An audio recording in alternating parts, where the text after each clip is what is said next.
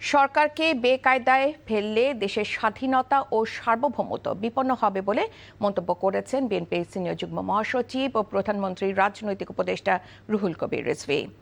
বিরোধী দলের প্রতি ইঙ্গিত করে রিজভী আহমেদ বলেন, সরকারকে ব্যর্থ করলে গণতন্ত্রের কবর রচনা হবে। দুপুরে নয়াপল্টনে দলের কেন্দ্রীয় কার্যালয়ে শহীদ প্রেসিডেন্ট জিয়াউর রহমানের ৪৫তম শাহাদাত বার্ষিকীর দোয়া অনুষ্ঠানে এসব কথা বলেন রিজভী আহমেদ।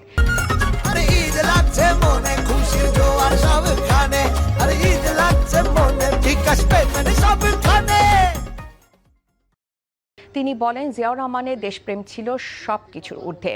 প্রধানমন্ত্রী তারেক রহমানও জিয়াউর রহমানের মতো আগ্রাসী শক্তির কাছে মাথা নত করবেন না।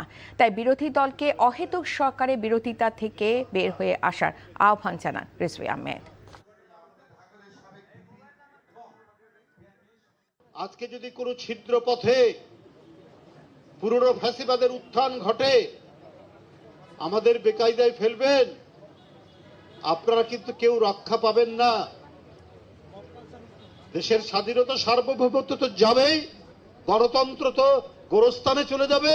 তারপরের কি ভয়াবহ পরিণতি হয় সেটা আপনারা টের পাবেন। ঈদ লাগছে মনে, খুশির জোয়ার সবখানে, আর ঈদ লাগছে মনে, বিকাশ পেমেন্ট সবখানে।